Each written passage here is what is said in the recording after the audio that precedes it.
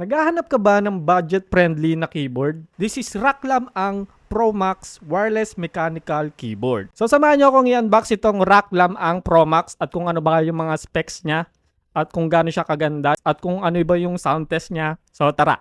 So ito yung mga main specs niya at meron tong dalawang klase, isang pre-build at bare bone at napili natin yung pre-build. So try na natin i-unbox.